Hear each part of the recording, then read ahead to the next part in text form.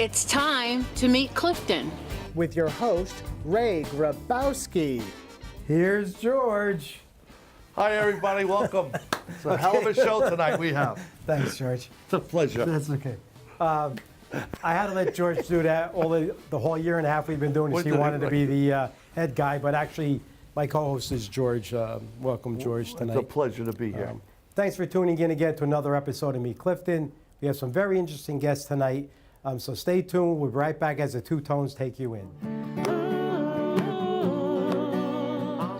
On tonight's episode of Meet Clifton, Ray's guests are Clifton Police Domestic Violence Liaison and Passaic County Domestic Violence Coordinator, Detective Sergeant Balkar and Jennifer Singleton.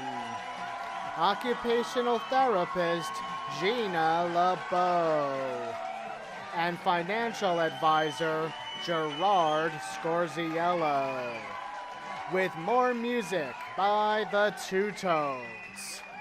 All this and more on Meet Clifton. Okay, welcome back. Tonight we have some interesting guests, but our first two guests are people that are going to talk about a topic that's really important in this country, and I know a lot of us know people that have been involved in this situation. That's domestic violence.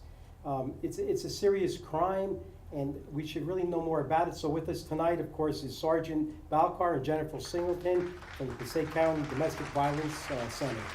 Thanks for coming on. I appreciate it. Let's start with Sergeant Balkar. Give us a little background on yourself. Sure, Ray. I just want to thank you, first of all, for inviting me and Jennifer on your show. Sure, it's an important topic. Definitely important. As far as my background, this is my 20th year in the police department here, but prior to working here, I worked for the Passaic County Sheriff's Department for 4 years. 1998, I was hired by Clifton Police, and I was in the patrol division until about 2003. 2003, I was in community policing for a year, had a great time, it was a great division. 2004, I got promoted to detective, and I was in internal affairs until about 2008. And I think 2010, my old boss, Lieutenant Burney, became sheriff, and that opened up a spot in juvenile for me. And since then, I've been in the juvenile division till presently. And besides being a detective sergeant in the juvenile division, I'm also a polygraph examiner, hostage negotiator, and I'm also a domestic violence liaison officer for the department. And we know you have a great record in Clifton. You're a very respected officer, and I'm glad you're on here, but what is a domestic violence liaison officer do? Yeah, basically, my job is dual-fold. Okay. First, I work with the Passaic County Prosecutor's Office. We have quarterly meetings where we'll discuss new legislation or new procedures. Like, for example, we have ODARA. It's the Ontario Domestic Violence Risk Assessment Tool, which the officers are now using. It was legislated. And we make sure that it's implemented here, and we're all on the same page as far as the county. Secondly, I also oversee the domestic violence response team. We have monthly meetings. I work hand in hand with Jennifer. I think I met you last time at the, we had an event. We had a candlelight vigil for domestic violence. Very informative. Yeah, very informative. I learned so much about that. That's why I couldn't wait to get you on the show, because we need to get this message. In the past, we had a domestic violence awareness walk that we helped coordinate with the Women's Center, and we do a lot of good things with the Women's Center. It's great working with Jennifer. Okay, now we're going to put this all together, Jen. Passaic County Women's Center Coordinator. What services do they provide? So Passaic County Women's Center is a division under New Jersey Association on Correction. And with that being said, Passaic County Women's Center is the lead agency providing a variety of services to victims and survivors of domestic violence and sexual assault. And some of those services are inclusive of individual counseling. We have children's counseling with our PALS program, Peace Alert Solution, for children ages 3 through 12. We also have a 24-hour hotline, emergency shelter for women and children. We have transitional housing. We have our RPE component, and then we have Divert and SART. Okay, and you do preventive education. Yes, that's our RPE component, rape prevention education, and that's the sexual assault prevention. And she goes out to various schools and colleges throughout the community, working from the Safe Dates and Healthy Relationships curriculum, providing information and spreading awareness about teen dating violence, helping to bring about healthy boundaries within relationships, safe dating, what is consent, and so forth. And how would someone contact, let's say in Clifton, the school's context, do we want to have like a seminar or a discussion with the kids, and you would come on and develop a program? Yes, so we have an inquiry form on our webpage, www.PasadeCountyWomenCenter.org, where they can request for a presenter to come out and to provide that information. So Sergeant, how do you tie in with this on the Clifton end? Well, on the Clifton end, anytime they request to do a program, like we had the Candlelight Vigil. Right. I worked hand in hand with Jennifer as far as organizing the date, getting the flyers out there, having everything as far as the place to have the Candlelight Vigil, which was in City Hall. Right. That all goes through us here in the City of Clifton end. So that's your job as the liaison. Yeah, I work hand in hand with her as far as any programs that have to run through City Clifton. So you are will run through me. You are Clifton connection. Exactly. Okay, so my next question is, I have a question here. DVRT, SART team. Can you explain that? Because it's a lot of letters. Absolutely. DIVERT is our domestic violence response team, Okay. and SART is our sexual assault response team. Both teams are comprised of individuals from the community who volunteer. They are going through extensive interview process, background check, and then 40 to 65-hour training. Right. And what they do is they respond out to victims at the police station and the hospital and provide information about, they provide support, and then they provide referrals for necessary services needed thereafter. Because I know last time when you had the candle, I know I said I'd like to volunteer for that, and there's an application. Yes. So is that, if someone watching right now, and they said, gee, that sounds great, I'd like to volunteer, who would they contact? I mean, obviously they could contact Sergeant Balkar, but is that the process they would go through? Yes, they can also go online, again, to our website. Our application is online. Okay. They would submit it, and then we would do the follow-up and call them in and start that process. Okay, because it's an important issue. And just to wrap it up and ask both of you is, what else would you like our viewers to know about, domestic violence per se? Well, first of all, I just want the viewers to know that don't be afraid to call. I hear that a lot, like, Yeah, I sure, I wasn't sure what to do. Even if it's a verbal dispute, if it's getting a little argumentative and you're not sure, please call. I mean, don't hesitate. Even if you call, if it's not an emergency, you call a 973-4705-911, Right. non-emergency number. We'll send an officer there. All domestic disputes are considered priority one call. Of course. So we're going to send an officer there. We can de-escalate the situation.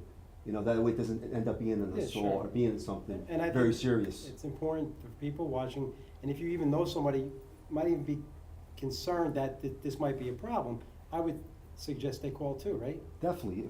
If you're at your neighbor's house, you hear someone yelling and screaming, you're not Yeah. sure, you could always call. We could do a check on the welfare just to make sure everything's all right. Yeah, it's very important. And Jen, closing remarks on the same question, anything regarding domestic violence. Absolutely. We have our 24-hour hotline number, 973-881-1450. There's always a live person online where you just want to ask questions, vent, debrief, just want to find out more information about what you may be experiencing. And then for anyone else who wants to know more about who we are and what we do, they can also get all that information on our webpage, www.PasadeCountyWomenCenter.org. Okay, I appreciate both of you coming on. This is a very big topic, and we should take it very seriously. If you have any questions, please contact any one of my guests here. Thank you for coming on. I appreciate it. Thank you. It's a lot of good information. Stay tuned. We'll be right back. Hi everyone, the Clifton Recreation Department is going to be having a safety rally. It'll be on Saturday, February 10th from 8:30 a.m. to 4 p.m. It'll be conducted at the Clifton Recreation Center, 1232 Main Avenue. The cost is $35 per person, and it will be a rally that's conducted only once a year, and it'll be for a training in adult CPR, AED, and first aid skills. For information and register online, you can go to the website www.cliftonrec.com. Okay, welcome back, and thanks for that information. My next guest is an occupational therapist. Why I have her on is she's a girl that went through the school system, Clifton school system, graduated Clifton High School, and then went on to become an occupational therapist. So let me welcome Gina LoBue. Thank you. Thank you for Thanks having me. coming on. Occupational therapy, we hear about it all the time. Maybe just explain a little bit, what is it? Sure. So occupational therapy, it provides therapy to people across the lifespan. to do the things they need to do in everyday life in order to participate in life. So we focus on occupations. Those include activities of daily living, so bathing, toileting, getting dressed in the morning. And we also focus on instrumental activities of daily living, which is meal preparation, home management, and maintenance. So we work on all of those things considering someone's disability or impairment. Okay, now we talked a little before the show because you're a recent graduate. So how did you decide to become an occupational therapist? You know, I know you're in high school, and then you went to college. So how did this all come about? So actually, my senior year of high school, I thought I wanted to be a special needs teacher. And I did an internship at a school too in Clifton. And there, in the special needs classroom, I met a physical therapist, occupational therapist, and speech therapist. And I spent time with all of them, and I just loved what the occupational therapist did. Okay, now occupational therapy, does this also pertain to people who have just gotten out of the hospital or something? Absolutely, yep. Maybe broken arm or something? Yeah, broken arm, cancer, traumatic brain injury, kids with autism, anyone that has some kind of impairment and they're not able to participate in life, they're eligible for occupational therapy. Okay, so now you become an occupational therapist, which is what you are. Now you have to go a certain amount of schooling. Right. I imagine, I don't know, it's 4 years, 2 years, I really don't know. Yeah. So you need your master's degree. So I did a combined bachelor and master's program at Dominican College. And then once you finish your academic portion of school, you have to do 6 months of field work, which is what I'm doing right now. I'm doing that at Buckingham of Norwood. It's a skilled nursing facility. And then after that 6 months of field work is completed, I have to pass a national board exam. It's a lot of studying. It's a lot of studying. That's good. Well, at least you know what you're doing, which is important. When you finish also, where do people like yourself, occupational therapists, where do they practice? We can practice pretty much everywhere. Like you said before, hospitals, skilled nursing facilities, schools, private care, home care, anywhere where there's a need for people that have impairments, we can be there. And I have this question here too, and you'll have to explain it. I have, what are some interventions occupational therapy practitioners provide? That's a mouthful. You did very well. Thank you, George. So we have many different approaches. Basically, once we see someone, we do an evaluation on them, we give them an assessment, get a baseline where they're at, and then we'll make interventions and goals for that person. So we have like a restorative approach, which is like building up their strength again to be able to do things, bathing, toileting, getting dressed. Or we have like a compensatory, like we adapt and modify the environment and give them tools to help them considering their impairment or disability. And this would be someone maybe who had a stroke also, right? Absolutely. Because this is occupational, I guess a lot of people are misled by thinking you got hurt on the job. Right. But that's really not what it is. Not It's at all. Pertaining to your occupation. Right. Although it can. Right, it can. I can help someone get back to work, Right. considering their disability, but a lot of times people ask me, do I help people find jobs? Right. And that's not the case at all. Right, because it is misleading. It is, Occupational. the Actually, title. you do any kind of therapy to help people rebuild themselves physically. Right, to gauge in their daily occupations. Right, which makes sense. Okay, and now I noticed you brought a few. Yes, so these are some of the interventions we would provide. So this is called a sock aid. So if someone is in a wheelchair and they have decreased strength and they're not able to bend over and they have decreased range of motion in their arms, we would give them something like this. So this will help you put on your sock. So basically, you would just get your sock, put the sock over the sock aid.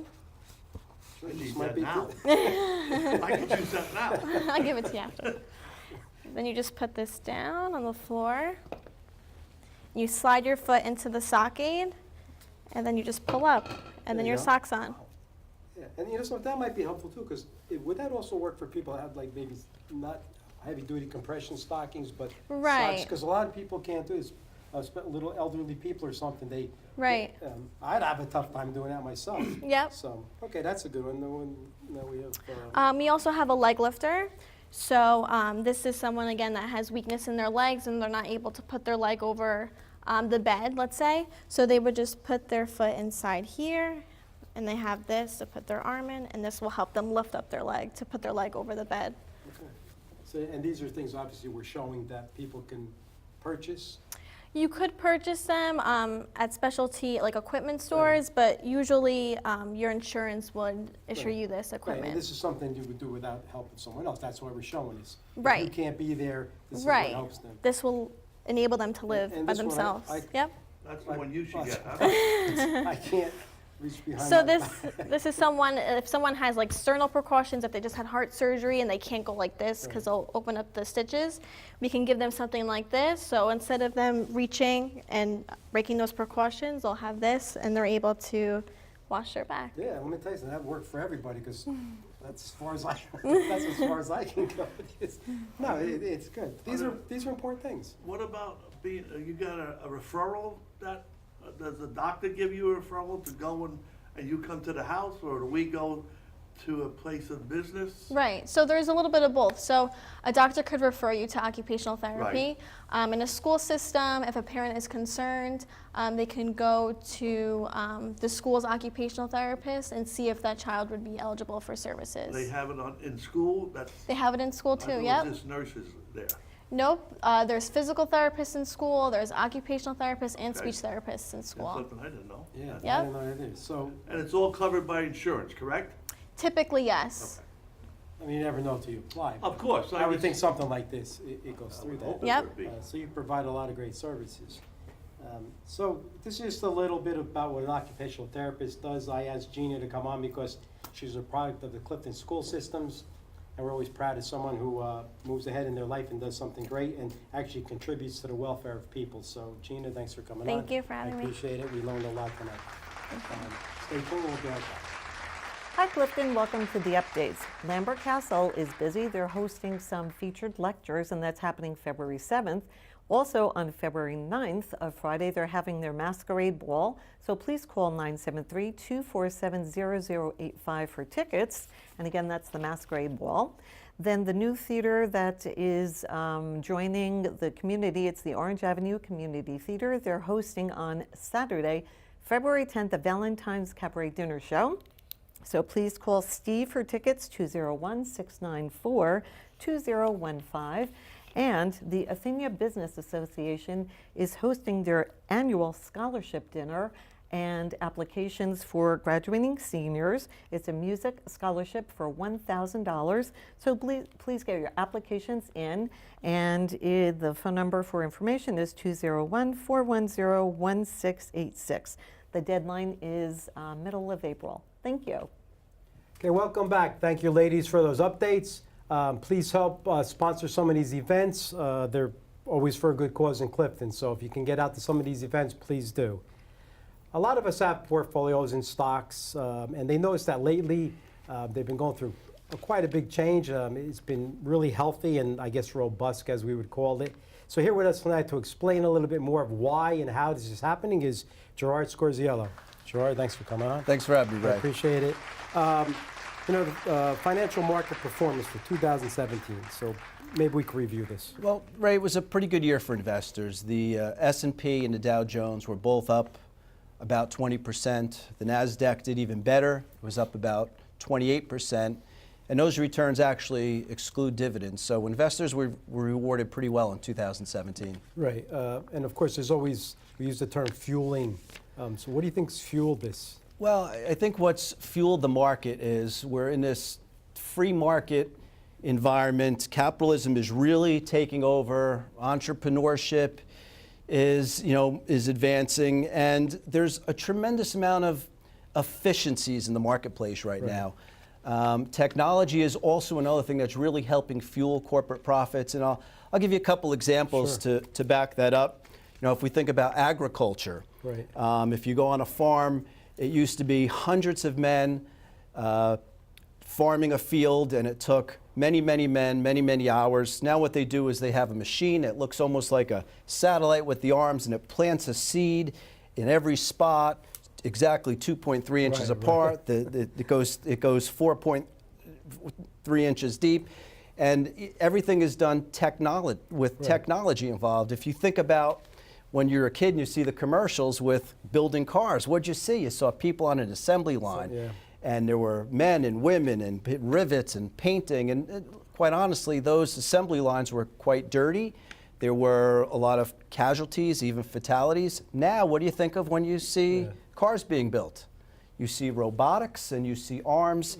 And this type of technology is really the fuel because it's very productive people and use of capital in the in the system. And actually, it's more efficient because even if you talk about planting the seed, they've already established that let's just say every 4 inches, at 4 inches deep, the seed will grow the best. The guesswork is out. Yeah. So what you really have is we're farming more food, cheaper, on less land, and it's happening a lot more efficiently. So that type of scenario is happening across many markets. Right, And so- those are just two simple examples. Right, and I know we're probably on a positive growth span for about 10 years, I guess, give or Well- take. And I don't know how long this could possibly last, because are we waiting for the bomb to Ray, drop it's out? been 10 years since the financial crisis. It's a fraction more than 10 years when Fannie Mae and Freddie Mac were out of business, and Bear Stearns and Lehman Brothers went bankrupt, and AIG.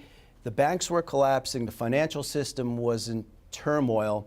But what's really happened is we're kind of going on to this new dawn of another industrial revolution is upon us. So this is something that we don't think, I personally don't think is going to go away quickly. You know, we could see this for another decade now. Where the market goes, there's times where we're undervalued, overvalued, and so on. But we are really in the dawn of an industrial revolution.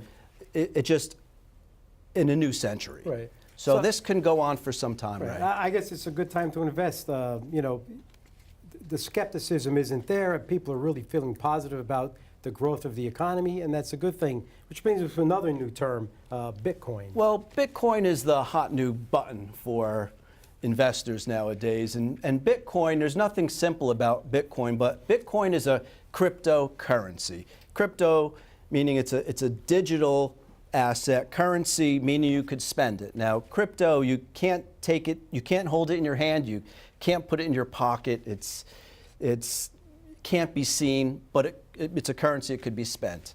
It's in a decentralized network, which is a little bit complicated, but it's something that's verified by a new technology called the blockchain. And for people that kind of get this and understand this, I think that we're going to see more and more of this happening over time, understanding cryptocurrencies, how they're used.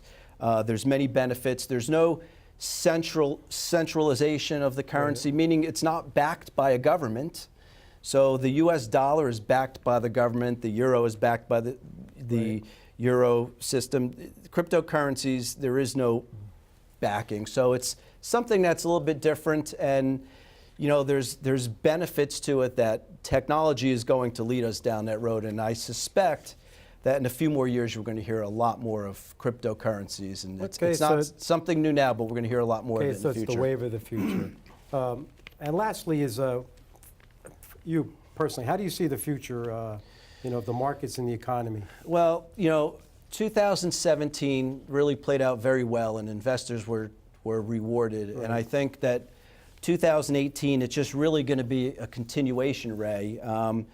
We're going to, I think, continue to see the S&P move forward, the Dow move forward. We're going to continue to see productivity. It's not the end of productivity. This is really, I think, really just the beginning. Corporate profits are up, and they're continuing to rise. So things are looking very good. And then on top of that, more recently, what we've seen in the last couple months, we're getting a little bit of participation from Washington with tax cuts. It's putting money in motion. We have companies that are bringing money back into the United States. And don't forget, the one negative that people will say is that we're going to see a rise in interest rates. And we're really not seeing tightening of monetary policy. What we're seeing is the feds are less loose, meaning there's still $2 trillion out there ready to get to work that the banks want to lend to you at still very favorable interest rates. So when money goes into motion, this fast velocity, we're likely to continue to see an economy that's still very, very robust, and it doesn't look like it's slowing down. Okay. At least not anytime soon, Ray. All right, so we have a positive outlook here from Gerard. Let's hope it goes that way. I'm sure it will. Thanks for the information. We appreciate it. Thanks for coming on. Thanks for having me, Ray. Okay. Stay tuned. We'll be right back. You can roll back the road and lay your arrow straight to my lover's heart for me, for me.